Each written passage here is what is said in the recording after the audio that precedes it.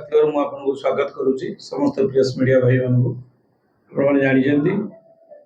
आपको शंख भवन आम विजु जनता दल भुवनेश्वर कार्यालय ए प्रेस मीट आह्वान कर प्रेस मीट मुख्य उद्देश्य है गत काली Reliance digital Cuttack link road स्थित गोटे मो झियारी रिसेप्शन पार्टी थिला एवं मुझे मोर परिवार एवं बंधु बांधव सह से रिसेप्शन पार्टी रे थिली किछि समय पर चौदार कटक विधायक सौभी विश्वाल आसते तो मु जो जगह बसती से आग धाड़ी बसती से बाबू से थिले जस्ट मु बाहर की पछकू जाऊँगी मो पछाड़ू गोटे हाथ बाड़े कहले आज ठारू दिन गणु था छाड़बी मर्डर करदेवी हठात कि खाऊँगी मु जापारि मो झियारी बह नुआ बंधुटे कर शंकरपुर कौन ये घटना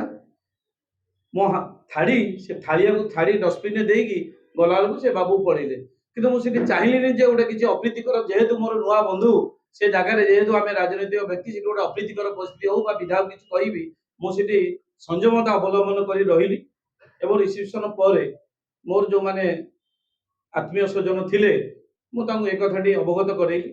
एवं मोर जिलार सभापति जे सभापति अच्छा प्रफुल्ल सिंह महोदय राति 10:30 बेले पार्टी सब विषय जनइली ये गोटे राजनैतिक आक्रोश मोर कौन झगड़ा ना मुझे किसी खाई जाइए कि सी मोर किसी खाई ना एक राजनैतिक आक्रोश जो दिन ठारू प्रभात विश्वाल ये दलू बहिष्कार हेले से दिन ठारू पुओंकर गोटे व्यक्तिगत आक्रोशमूलक मो उपर पड़ी विभिन्न रास्ताघाट विभिन्न जेहेतु मो जिलार साधारण संपादक विभिन्न जड़े कार्यकर्ता विभिन्न फंक्शन को आम जाऊँ एकाठी जाऊँ से जगह सी भी देखा आम भी देखा विभिन्न कार्यकर्ता देखा सीटी देखे से कहवा जो कथा भी जाइए माननीय सांसद वर्तनी महोदय थे मोर गोटे जगतपुर किशोर क्लब गोटे प्रोग्राम था सीटी प्रोग्राम भितर मत कहते डोंट टच मी ये जो विधायक आपण मैंने जानी रखु ए मानकर चरित्र कौन मुझे मैंने जानते मत मु दीर्घ 12 वर्ष धरी Chavdar Cuttack city general secretary भाव में कार्य तुले ये समस्त श्रेय पूर्वतन विधायक नौते आज 5 मास पर सी बहिष्कार हेले भी आमर जो कार्यकर्ता ये अच्छा आम समस्ते गोटे टीम यार श्रेय विजु जनता दल नौ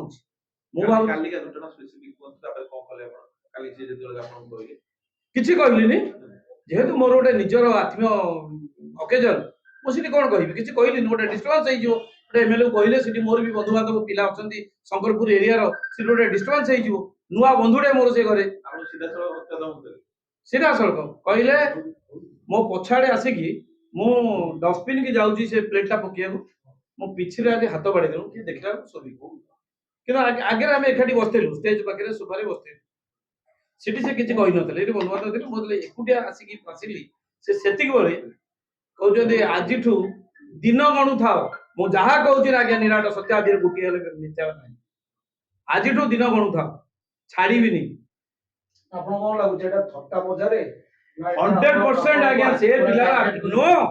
से पिलार एप्टीट्यूड से को मुहूर्त मत धमक देछि मते मारी दे पारे मो जीवन प्रति आज्ञा विपद अछि ये आजिकार घटना नो दीर्घ 4-5 वर्ष बारी से इंडाटे मध्य धमक दउछि मोर मध्य आम कर्मकर्ता 2 जण थिले गोटे फंक्शन गडबड़िया हाट रे तांको मध्य डाकी की स्कूटी अटकई मध्य गोटे धमक देथिला तापस महांती के आमे देखि देबो ताकर जो ये 12-13 जण तांको मु देखि देबी 4-5 मास पूर्व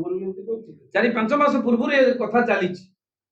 विभिन्न लोगों आगे धमक दि जाऊँ मुझे देखीदेवी से देखीदेवी से 12-14 जन को देखीदेवी आज विधायक शोभी विश्वाल विरुद्ध में सीधा सड़क एफआईआर देछि मो जीवन प्रति विपद मत हत्या धमक दिया देश में कौन गणतंत्र ना ये जो विधायक बोली जहाँ कहे राज मत बाध्य कर बापा सहित रहा मुझे मना कर बापा को हाँ बहुत थर कहते मो बापा को कहीं छाड़ी जाऊँ कहीं बहुत थर कहते काली कहीना काली सीधा सड़क मत आटाक कर सीधा सड़क मुझे जहाँ कहूँ सीधा सड़क आटाक एफआईआर देली बादामबाड़ी थाना मत न्याय दरकार मु निश्चित भरोसा रखी न्यायपालिका मोर भरोसा अच्छी प्रशासन मोर भरोसा अच्छी मत न्याय दरकार विधायक पावर पाखे अच्छी हाँ ଆପଣ ବିଜେଡିର ସାଧାରଣ ଜିଲ୍ଲାର ସାଧାରଣ ସମ୍ପାଦକ ଆଜ୍ଞା ଆପଣଙ୍କୁ ଲାଗୁଛି କ୍ଷମତାକୁ ସେ ୟୁଜ କରିପାରିବେ? ନିଶ୍ଚିତ ଭାବରେ ଆଜ୍ଞା ନିର୍ଦ୍ଦିଷ୍ଟ ଗୋଟେ ଦଳ ସହିତ ବି ସଂଯୋଗ ଅଛି ପ୍ରବଳ। ଶୁଣନ୍ତୁ ଆମେ ନ୍ୟାୟ ପାଇଁ ଲଢିବୁ ଏବଂ ସବୁ କାର୍ଯ୍ୟକର୍ତ୍ତା ଅଛନ୍ତି ବିରୋଧୀ ଦଳ ନେତା ମଧ୍ୟ ଆଉ ଉପରେ ବର୍ତ୍ତମାନ ସେମାନେ ମଧ୍ୟ ଲଢିବା ପାଇଁ ପ୍ରସ୍ତୁତ ଅଛି। ମୁଁ ନ୍ୟାୟ ପାଇଁ କହୁଛି ମୋର ମୁଁ ଏକୁଟିଆ ଲଢେଇ କରିବି ଆଜ୍ଞା। ମୁଁ ନ୍ୟାୟ ପାଇଁ ଭଗବାନ ସହିତ ମୁଁ ଜଗନ୍ନାଥଙ୍କୁ ଦହି କହୁଛି ମୁଁ ଏକୁଟିଆ ଲଢେଇ କରିବି ଅଭିଯାନକୁ ମୁଁ ଜାରି ରଖିବି। କାହିଁକି ଜଣେ ଲୋକ ପ୍ରତିନିଧି ଯଦି ମୋ ପ୍ରତି ତାଙ୍କ ବାପାଙ୍କ ସହିତ ମୋର କି ସମ୍ପର୍କ ଯଦି ମୋ ପ୍ରତି ଏଭଳି କରାଯାଇଗଲା ସାଧାରଣ ଜନତାଙ୍କ ପ୍ରତି ଆଗ ବ୍ୟବହାର କଣ ରହିବ ଏଟା ସାଧାରଣ ଲୋକ ଜାଣନ୍ତୁ। ଗୋଟେ ଲୋକଙ୍କୁ ଜଣେଇବାକୁ ଚାହୁଁଛି ମୁଁ ମର୍ଡର ହେଇଯାଇପାରେ କିଛି ଆପତ୍ତି ନାହିଁ ଏ ଲଢେଇ ଜାରି ରହିବ। ତାଙ୍କ ଚରିତ୍ର ଲୋକଲୋଚନକୁ ଆସିବା ଦରକାର। ଲୋକ ଜାଣନ୍ତୁ ଆମକୁ ଧମକ ଦବ ଲୋକଙ୍କୁ ମୁଣ୍ଡିଆ ମାରିବ ସୁନ୍ଦର ବ୍ୟବହାର କରିବ ଆପଣଙ୍କୁ ବି ମୁଣ୍ଡିଆ ମାରୁଥିଲେ ଆଗରୁ ନିଶ୍ଚିତ। ଯୋଉଦିନ ଆମର ସରିଗଲା ଯେ ମୁଁ ତ ତାଙ୍କ ବାପାଙ୍କୁ କହିଛି ଯେ ମୁଁ ବିଜୁ ଜନତା ଦଳରେ ରହିବି ମୁଁ ଏ ଦଳ ଛାଡି କୁଆଡେ ଯିବିନି। ପଚାରନ୍ତୁ ତାଙ୍କ ବାପାଙ୍କୁ ଯାଇକି ବାଇଟ ନିଅନ୍ତୁ। କେବଳ ବାପାଙ୍କ ସାଙ୍ଗେ ରହିଲେ ବୋଲି କେବଳ ମୋର କଣ ତାଙ୍କ ସହିତ କଣ ସମ୍ପର୍କ ଅଛି ମୁଁ ତାଙ୍କର କଣ ନା ସିଏ କିଛି ଆମକୁ କିଛି ବ୍ୟବସାୟିକ ବେନିଫିଟ ଦେଇଛନ୍ତି ନା କଣ ଦେଇଛନ୍ତି। ପୁଲିସ ତଦନ୍ତ କରୁ ଆମେ ଭରସା ରଖିଛୁ ପୁଲିସ ଉପରେ ଆମକୁ ମଧ୍ୟ ଏସିପି କହିଛନ୍ତି ଭରସା ରଖୁଛୁ। ସେଟା ଆପଣ କହିଲା ଆଉ କିଛି ଫିଲ୍ ନାହିଁ ଆପଣ ପ୍ରମାଣ କିଛି ନାହିଁ